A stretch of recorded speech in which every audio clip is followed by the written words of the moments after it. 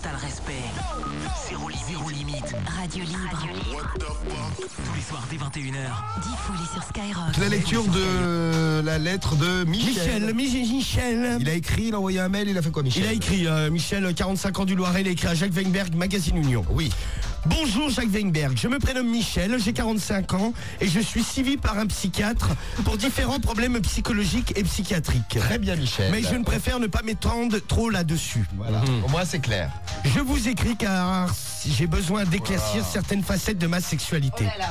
Je suis attiré par les vêtements et les sous-vêtements féminins, surtout s'ils sont très sexy. Régulièrement, je vais dans des magasins pour femmes et j'achète des ensembles en disant que c'est pour ma femme, mais en réalité, c'est pour moi. Je me considère comme fétichiste car j'en achète pour environ 500...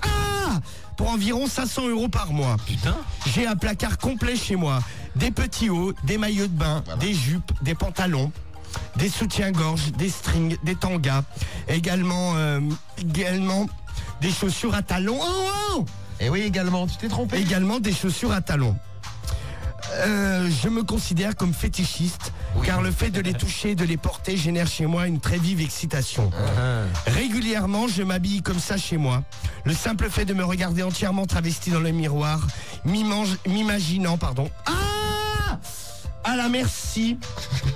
M'imaginant à la merci d'une dominatrice ou d'un dominateur m'excite au plus haut point. Je me masturbe en me regardant dans la glace.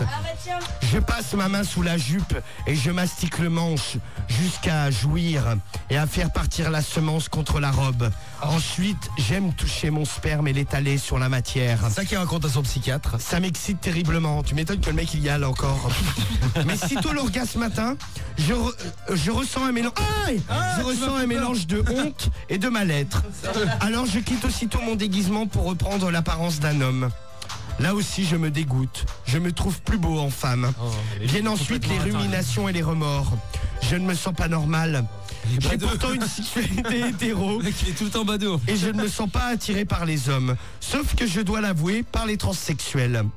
Je traîne régulièrement dans certains bois pour essayer d'en trouver. Je traîne, oui Romano.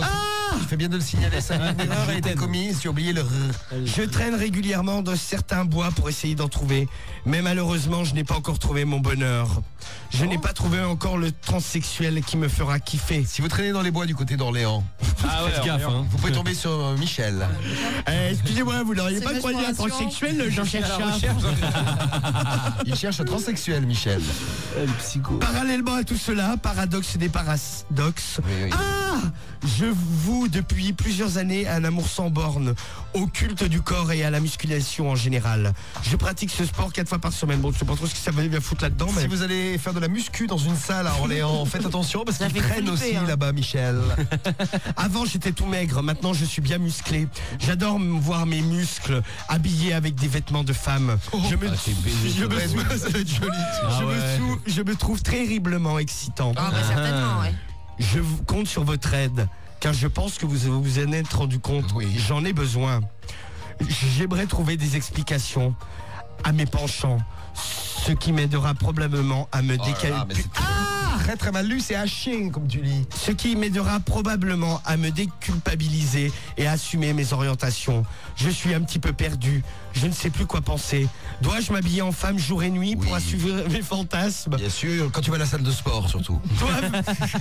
Dois-je me déplacer comme ça dans les bois pour trouver un transsexuel? De succès? Oh là là, parce que c'est très mal lu.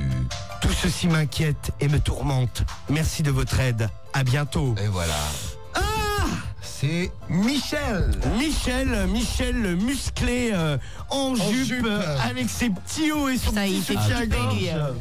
Comment il fait flipper? Attends, il fait flipper. Oh bah moi ça me gêne pas mais- tant qu'il fait ça chez Non, mais lui tu sais, et j'imagine qu'il un reste mec- habité dans le Loiret. En fait, tu sais, j'ai- avec baraqué avec. Ouais, voilà, c'est ça. Un mec bodybuildé avec une mini-jupe, un string. Il a des et un pecs, il les met petit haut. dans un soutif en fait. Ouais c'est ça ouais. Ouais.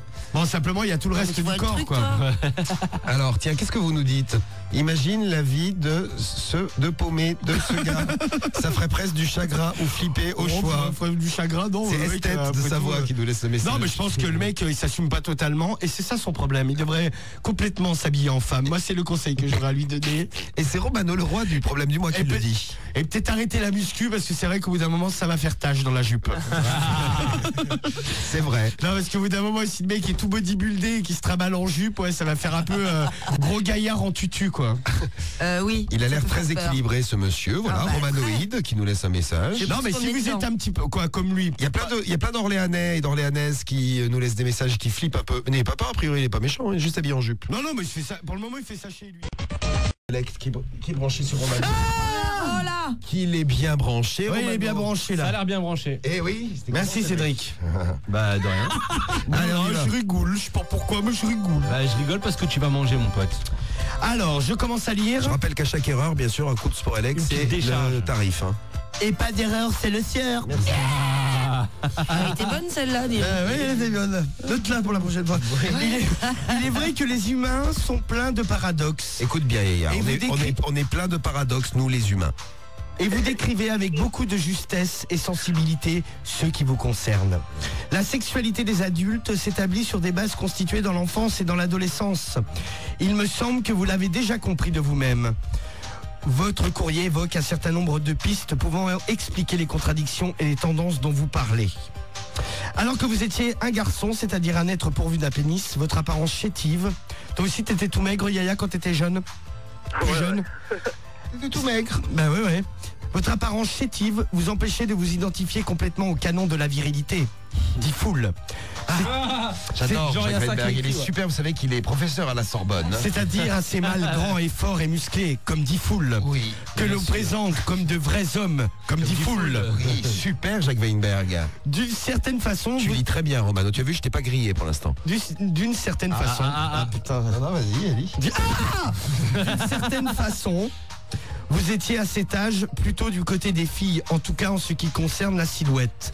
Alors que votre organe sexuel et vos hormones vous mettaient dans la case des garçons.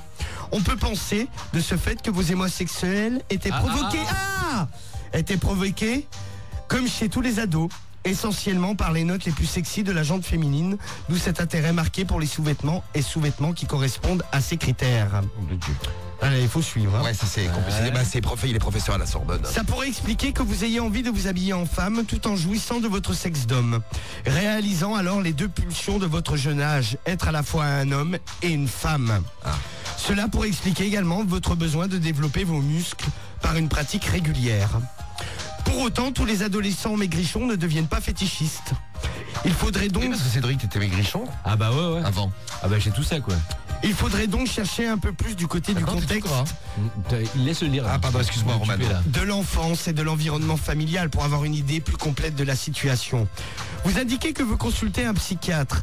Eh bien, continuez. Sans doute devriez-vous en parler au psychiatre qui vous suit et lui demander son aide. Ça ne pourrait vous être que bénéfique. Bon courage.